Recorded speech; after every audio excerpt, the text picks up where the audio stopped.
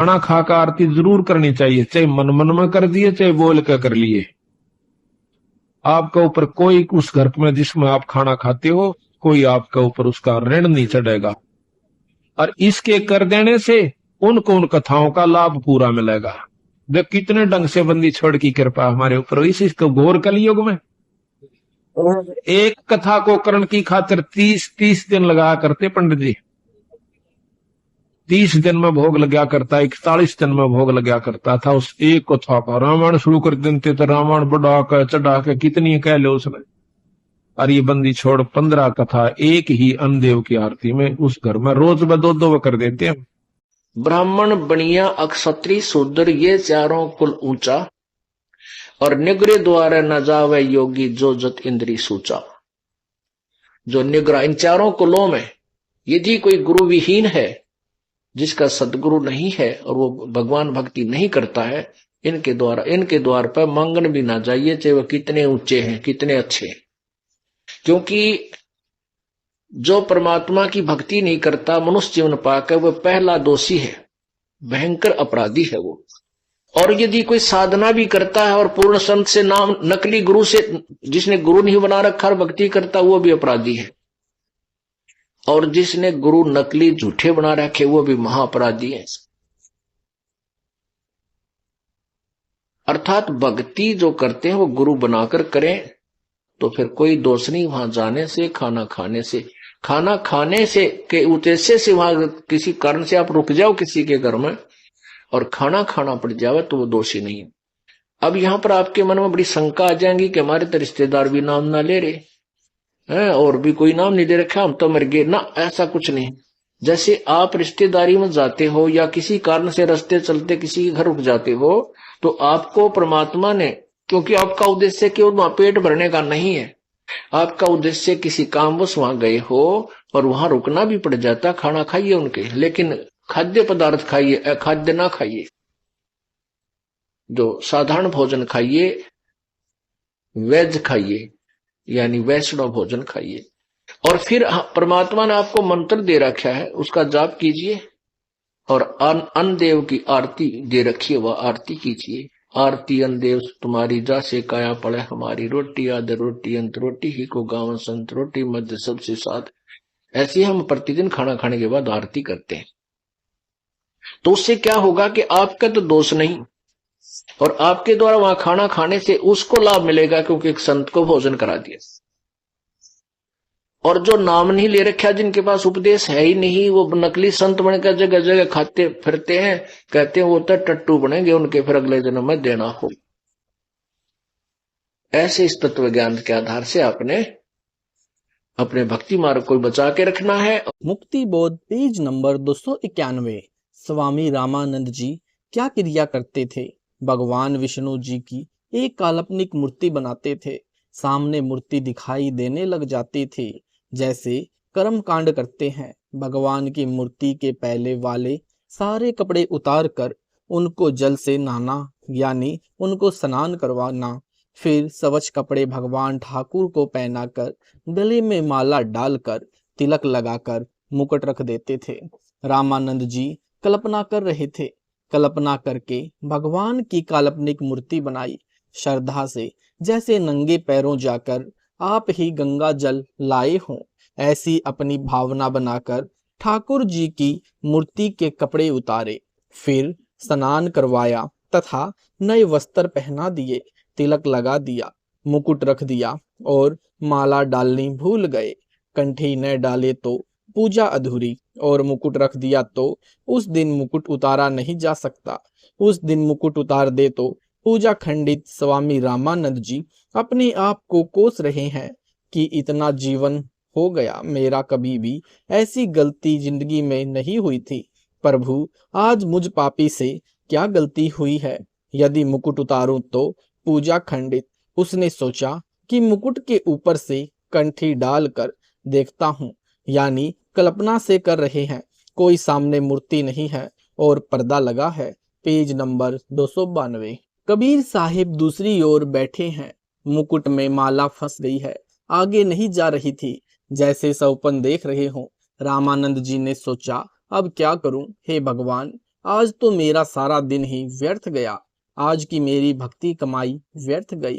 क्योंकि जिसको परमात्मा की कसक होती है, उसका एक नित्य नियम भी रह जाए तो उसको पश्चाताप बहुत होता है।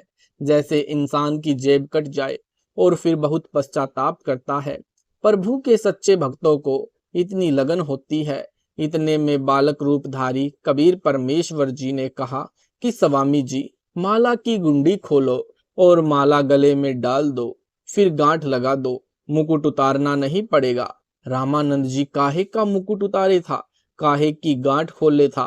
कुटिया के सामने लगा पर्दा भी स्वामी रामानंद जी ने अपने हाथ से फेंक दिया और ब्राह्मण समाज के सामने उस कबीर परमेश्वर को सीने से लगा लिया। रामानंद जी ने कहा कि हे भगवान, आपका तो इतना कोमल शरीर है जैसे रुई हो। आपके शरीर की तुलना में मेरा तो पत्थर जैसा शरीर है। एक तरफ तो प्रभु खड़े हैं और एक तरफ जाति व धर्म की दीवार है। प्रभु चाहने वाले पुण्यात्माएं धर्म की बनावटी दीवार को तोड़ना श्रेय कर समझते हैं। वैसा ही स्वामी रामानंद जी ने किया। सामने पूर्ण परमात्मा को पाकर जाति देखी न धर्म देखा, न छुआछात, केवल आत्म कल्याण देखा। इसे ब्राह्मण कहते हैं।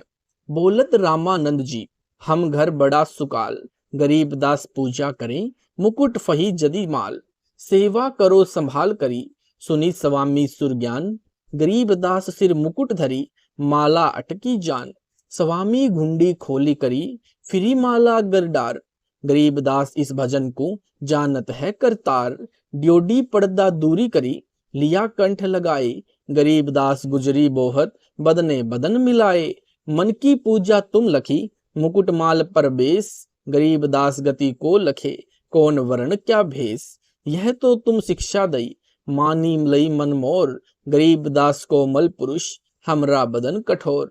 कबीर परमेश्वर यानी कबीर देव द्वारा ऋषि रामानंद जी के आश्रम में 2 रूप धारण करना। स्वामी रामानंद जी ने परमेश्वर कबीर जी से कहा कि आपने झूठ क्यों बोला। कबीर परमेश्वर जी बोले, कैसा झूठ स्वामी जी। स्वामी रामानंद जी ने कहा कि आप कह रहे थे कि आपने मेरे से नाम ले रखा है। आपने मेरे से उपदेश कब लिया। बालक रूपधारी कबीर परमेश्वर जी बोले, एक समय आप स्नान करने के लिए पंचगंगा घाट पर गए थे। मैं वहां लेटा हुआ था। आपके पैरों की खड़ाऊं मेरे सिर में लगी थी।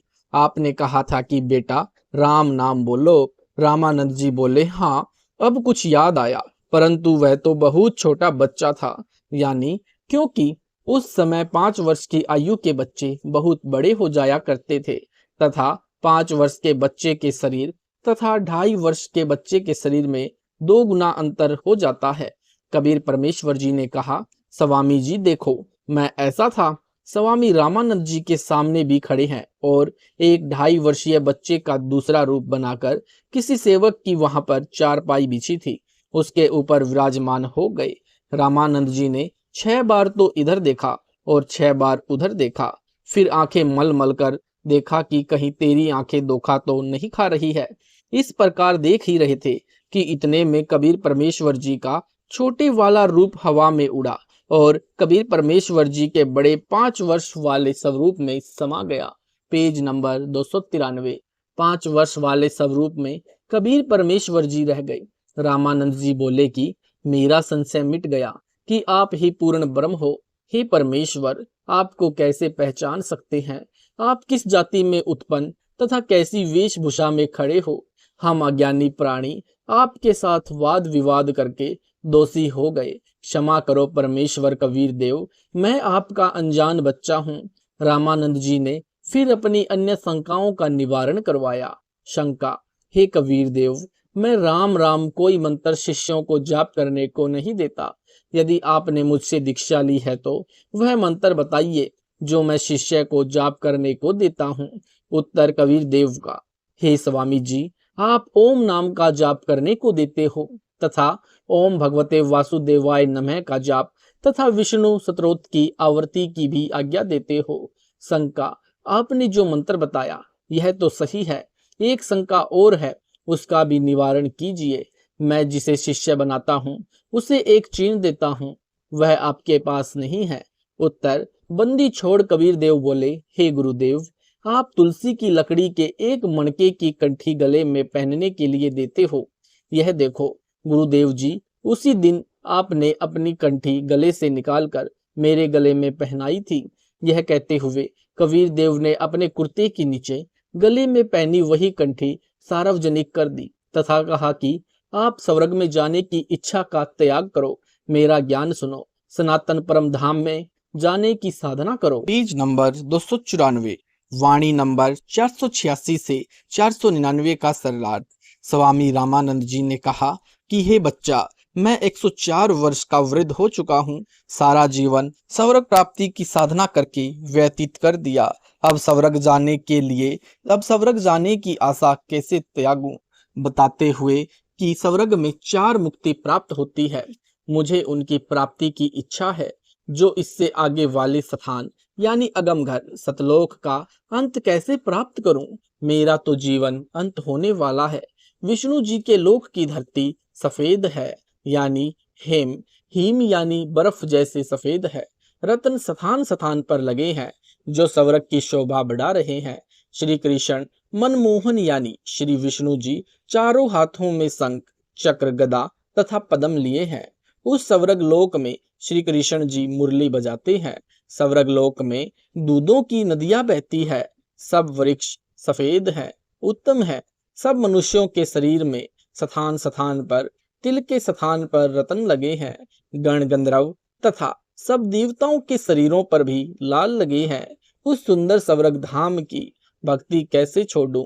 ऋग, यजुर, साम, अथर्व ये चारों वेद स्वर्ग तक का ज्ञान देते हैं। उस यानी अगम घर सतलोक का भेद मैं कैसे जानूं? स्वर्ग लोक यानी बैकुंठ से परे और कौन सा देश है? मुझे अच्छी तरह समझा। मुझे 4 मुक्तियों की लगन लगी है, उसे कैसे छोड़ूं? 4 वेद और 6 शास्त्रों की दौड़ तो स्वर्ग तक की ही है, यानी इनमें तो स्वर्ग तक का ज्ञान है। ध्रुव भी स्वर्ग में गया, प्रहलाद भी स्वर्ग में गया। मैं भी उसी भगवान विष्णु की भक्ति करके स्वर्ग जाने की इच्छा कर रहा हूँ। वृंदावन में श्री कृष्ण रूप में रास किया।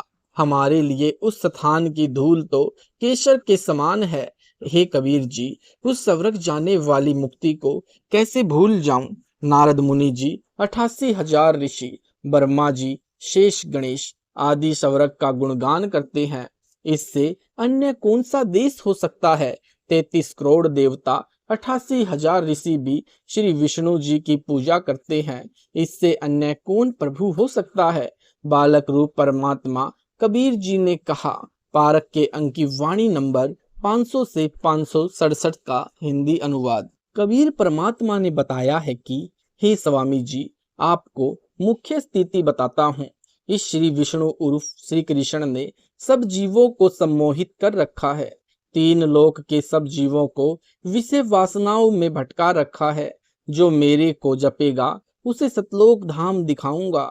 जो मेरे सतलोक धाम को देखेगा वही मुझे परमात्मा मानेगा। मैं आपसे यह गुप्त गहरी यानी निज बात बता रहा हूँ। श्री कृष्ण उर्फ विष्णु भगवान ने जीवों को मोह फांस में फंसा रखा है।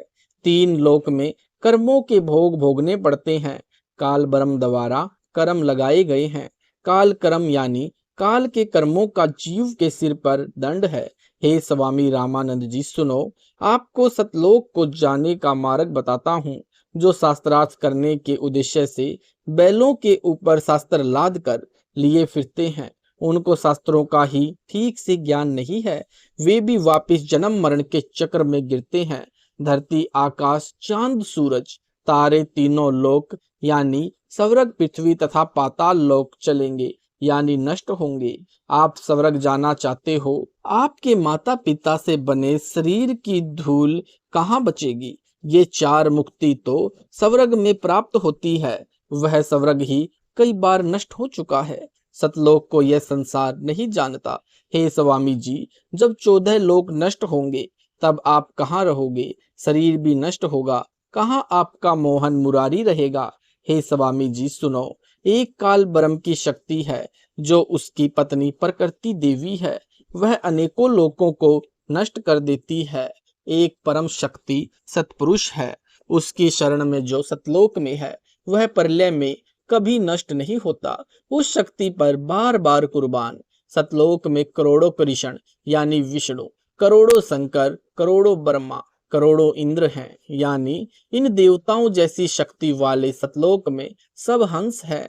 शिव, विष्णु तथा ब्रह्मा की आत्मा उसी सतपुरुष से उत्पन्न की है। सतपुरुष मेरे स्वरूप जैसा है, उसका शरीर तेज पुंज का है। हे स्वामी जी, मैं सतपुरुष हूँ, बाकी झूठा शोर है। मैं शंख सर्वगों से उत्तम धाम सतलोक में निवास करता हूँ। हे कबीर जी, उस स्थान को यदि एक बार दिखा दे तो मन शांत हो जाएगा। मैं वर्षों से ध्यान योग अर्थात हठ योग करता हूँ। मैं समाधिस्थ होकर आकाश में बहुत ऊपर तक सैर कर कर आता हूँ। परमेश्वर कबीर जी ने कहा, हे स्वामी जी, आप समाधिस्थ हो जाइए। वाणी नंबर 529 से 541 में कमलों को हठ योग से खोलने की विधि बताई है। कहीं रामानंद को भ्रम न रह जाए कि कबीर जी को योगियों वाली क्रियाओं का ज्ञान ही नहीं है। सारा कुछ बताकर वाणी नंबर 542 में कह दिया कि इस हठ योग से सतलोक नहीं जाया जा सकता। ज्यों का त्यों ही बैठे रहो, सामान्य तरीके से बैठे रहो, सब योग आसन त्याग दो, सच्चे नामों का जाप करो, सर्व सुख तथा मोक्ष मिलेगा। स्वामी रामानंद जी का हठ योग ध्यान करना नित्य का अभ्यास था। तुरंत ही समाधिस्थ हो गए। समाधि दशा में स्वामी जी की श्रुति यानी ध्यान त्रिवेणी तक जाती थी। त्रिवेणी पर 3 रास्ते हो जाते हैं। बायां रास्ता धर्मराज के लोक तथा ब्रह्म, मां विष्णु तथा शिव जी के लोकों तथा स्वर्ग लोक आदि को जाता है। दायां रास्ता 88,000 खेड़ों यानी नगरियों की ओर जाता है। सामने वाला रास्ता ब्रह्म लोक को जाता है, वह ब्रह्मरंध्र भी कहा जाता है। स्वामी रामानंद जी कई जन्मों से साधना करते हुए आ रहे थे, इस कारण से इनका ध्यान तुरंत लग जाता था। बालक रूपधारी परमेश्वर कबीर जी स्वामी रामानंद जी को ध्यान में आगे मिले तथा वहां का सर्व वेद रामानंद जी को बताया। हे स्वामी जी, आपकी भक्ति साधना कई जन्मों की संचित है। जिस समय आप शरीर त्याग कर जाओगे, इस बाएं रास्ते से जाओगे। इस रास्ते में स्वचालित द्वार लगे हैं। जिस साधक की जिस भी लोक की साधना होती है, वह धर्मराय के पास जाकर अपना लेखा करवाकर इसी रास्ते से आगे चलता है। उसी लोक का द्वार अपने आप खुल जाता है, वह द्वार तुरंत बंद हो जाता है। वह प्राणी पुण्य उस रास्ते से लौट नहीं सकता।